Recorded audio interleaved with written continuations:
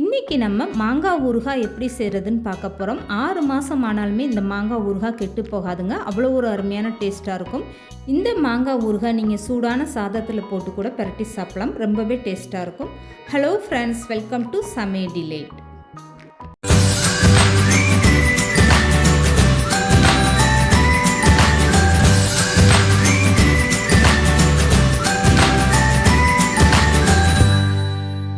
இப்போது மாங்காய் ஊறுகாய் செய்கிறதுக்காக 3 மாங்காய் எடுத்துக்கோங்க. இந்த மாங்காவை நல்லா தண்ணியில் போட்டு கழுவிடுங்க. இதுக்கப்புறமா ஒரு ஈரமில்லாத துணியை போட்டு நல்லா இந்த மாங்காவை தொடச்சி எடுத்துக்கோங்க. மாங்காயில் கொஞ்சம் கூட ஈரம் இருக்கக்கூடாது. அந்த அளவுக்கு நல்லா 3 மாங்காவையும் க்ளீன் பண்ணி தொடச்சி எடுத்து வச்சுக்கோங்க. இப்போ மாங்காவோட இந்த காம்பு பகுதியை கட் பண்ணிடுங்க. இந்த காம்பு பகுதியை கட் பண்ணதுக்கப்புறம் பார்த்திங்கன்னா மேலே லேசாக ஒரு பிசுபிசுப்பு தன்மையாக அந்த பால் வெளியில் வரும். அதையுமே ஒரு துணி வச்சு இப்படி நல்லா க்ளீன் பண்ணி எடுத்துருங்க. இதுக்கப்புறமா இந்த மாங்காவை நல்லா பொடிசாக கட் பண்ணி எடுத்துக்கோங்க. மாங்காயில் ஈரம் இருந்தால் சீக்கிரமாகவே ஊறுகாய் கெட்டு போயிடும். அதனால ஈரம் இல்லாத அளவுக்கு இந்த மாங்காவை நல்லா க்ளீன் பண்ணி எடுத்துக்கோங்க.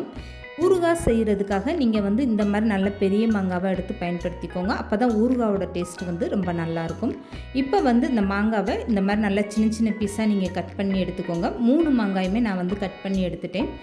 இப்போது கட் பண்ண மாங்காவை அப்படியே எடுத்து ஓரமாக வச்சுருங்க. இதுக்கப்புறமா ஒரு அகலமான பாத்திரம் எடுத்துக்கோங்க. இதில் 3 ஸ்பூன் அளவுக்கு வெந்தயம் சேர்த்துக்கோங்க. ஸ்டவ்வை மீடியமாக வச்சுட்டு 3 ஸ்பூன் வெந்தயம் சேர்த்துக்கோங்க. இது கூடவே இந்த மாதிரி சின்ன கட்டி பெருங்காயம் 6 பீஸ் சேர்த்துக்கோங்க. இந்த ரெண்டுமே சேர்ந்து நல்லா பொரிஞ்சு வர வரைக்கும் இந்த மாதிரி நல்லா வறுத்து விட்டுருங்க. இப்போ வெந்தயம் பெருங்காயம் சேர்ந்து நல்லா பொரிஞ்சு வந்ததுமே இது கூட 3 ஸ்பூன் அளவுக்கு கடுகு உளுந்து சேர்த்துக்கோங்க. உங்ககிட்ட உளுந்து சேர்க்காத கடுகு இருந்தால் அதை சேர்த்துக்கோங்க. என்கிட்ட உளுந்து சேர்த்த கடுகு இருந்தனால நான் அப்படியே சேர்த்துக்கிட்டேன். உளுந்தம்பருப்பும் நல்லா வறுப்பட்டு வரும்போது உங்களுக்கு ஊறுகாயோட மனம் ரொம்பவே நல்லாயிருக்கும். இப்போ கடுகு உளுந்தம்பருப்பும் நல்லா பொரிஞ்சதுக்கப்புறமா 50 கிராம் அளவுக்கு மிளகாய் வத்தல் சேர்த்துக்கோங்க. இது எண்ணிக்கையில் பார்த்தீங்கன்னா 20 மிளகாய் வத்தல் அளவுக்கு காம்பு கிள்ளிட்டு நான் சேர்த்துருக்கேன். இப்போ மிளகா வத்தலும் சேர்த்துட்டு ஒரு 2 நிமிஷம் மட்டும் நல்லா வறுத்து விட்டுருங்க. இதுக்கப்புறம் ஸ்டவ் ஆஃப் பண்ணி அதை மிக்ஸி ஜாரில் சேர்த்து அரைச்சி எடுத்துக்கோங்க. இப்போ ஊறுகாய் தாளித்து விடுறதுக்காக ஒரு அகலமான பாத்திரம் எடுத்துக்கோங்க. இதில் 1.5 கப் அளவுக்கு நல்லெண்ணெய் சேர்த்துக்கோங்க. ஊறுகாய்க்கு நீங்கள் நல்லெண்ணெய் சேர்த்து செய்யும்போது அந்த மணமும் டேஸ்ட்டும் ரொம்பவே சூப்பராக இருக்கும். இப்போ ஒரு 5 ஸ்பூன் அளவுக்கு கடுகு உளுந்து எண்ணெயில் சேர்த்துக்கோங்க. கடுகு உளுந்து சேர்ந்து நல்லா பொரிஞ்சு வந்ததுமே 4 பச்சை மிளகா ரவுண்டாக கட் பண்ணிவிட்டு அதையும் சேர்த்துக்கோங்க. இது கூட கொஞ்சமாக கருவேப்பிலையும் சேர்த்துக்கோங்க. பச்சை மிளகாயும் கருவேப்பிலையும் சேர்ந்து நல்லா பொரிஞ்சு வரணும். அதில் இருக்க ஈரப்பதமெல்லாம் போனதுக்கப்புறமா கட் பண்ணி வச்சுருக்க மாங்காவை சேர்த்துக்கோங்க. இப்போ 1/2 கப் அளவுக்கு கல்லுப்பு சேர்த்துக்கோங்க. எந்த வகை ஊறுகாய் செஞ்சாலுமே கல்லுப்பு சேர்த்து செய்யும்போது ஊறுகாய் ரொம்ப நாள் கெட்டு போகாமல் இருக்கும். இதுக்கப்புறமா 1/4 கப் அளவுக்கு தனி மிளகாய் தூள் சேர்த்துக்கோங்க. இதோட அளவுன்னு பார்த்தீங்கன்னா 50 கிராம் அளவுக்கு தனி மிளகாய் தூள் நான் சேர்த்துருக்கேன். இப்போ இதெல்லாமே சேர்த்துட்டு ஸ்டவ்வை மீடியமாக வச்சுட்டு இந்த மாதிரி கரண்டி வச்சு கலந்து கொடுங்க.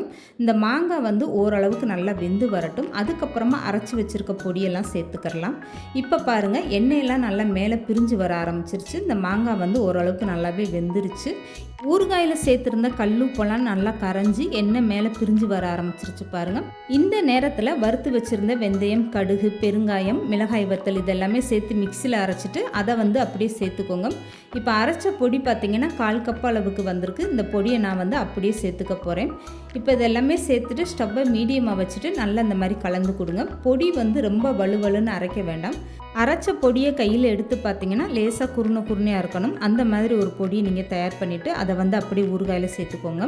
இப்போ ஊறுகாய் நல்லாவே ரெடி ஆயிடுச்சு பாருங்கள். இதுக்கப்புறமா ஸ்டவ்வை நல்லாவே குறைச்சி வச்சுட்டு இதில் 4 ஸ்பூன் அளவுக்கு வினிகர் மட்டும் சேர்த்துக்கோங்க. உங்ககிட்ட ஒருவேளை வினிகர் இல்லைன்னா 2 எலும்புச்சம்பழத்தோட சாறு அப்படியே சேர்த்துக்கோங்க. இந்த மாதிரி சேர்த்துட்டு நல்லா கலந்து கொடுத்துட்டு இதுக்கப்புறமா நீங்கள் ஸ்டவ் ஆஃப் பண்ணி வச்சுருங்க. அவ்வளோதாங்க, ரொம்பவே சூப்பரான மாங்காய் ஊறுகாய் ரெடி ஆயிடுச்சு பாருங்கள். மாங்காய் ஊறுகாயில் இந்த மாதிரி நீங்கள் வினிகர் சேர்த்து செய்யும்போது இந்த மாங்காய் ஊறுகாய் 6 மாதத்துலேருந்து 7 மாதம் ஆனாலுமே நீங்கள் வெளியில் வச்சுருந்து சாப்பிட்லாம், கெட்டே போகாது. இப்போ இந்த மாங்காய் ஊறுகாய் நல்லா ஆறுனதுக்கப்புறமா ஒரு ஈரம் இல்லாத டப்பாவில் எடுத்து வச்சுக்கோங்க. அவ்வளோதாங்க, ரொம்பவே சூப்பரான மாங்காய் ஊறுகாய் ரெடி ஆயிடுச்சு பாருங்கள். இந்த மாங்காய் ஊறுகாய் நீங்கள் ஸ்பூன் போட்டு எடுக்கும் போதுமே ஸ்பூனில் ஈரம் இல்லாத அளவுக்கு தொடச்சிட்டு இந்த மாதிரி எடுத்து வச்சுக்கோங்க. அப்போ உங்களுக்கு சீக்கிரமாகவே இந்த ஊறுகாய் கெட்டு போகாமல் அவ்வளோ ஒரு அருமையான டேஸ்ட்டாக இருக்கும். மாங்காய் ஊறுகாய் தயிர் சாதம், சாம்பார் சாதம், ரசம் சாதம்னு எல்லாத்துக்குமே ரொம்பவே அட்டகாசமான டேஸ்ட்டாக இருக்கும். இந்த மாங்காய் ஊறுகாய் பழசாக இன்னுமே ரொம்ப அருமையான டேஸ்ட்டாக இருக்கும். கண்டிப்பாக நீங்கள் இந்த சீசன் முடிகிறதுக்குள்ளே ட்ரை பண்ணி பாருங்கள்.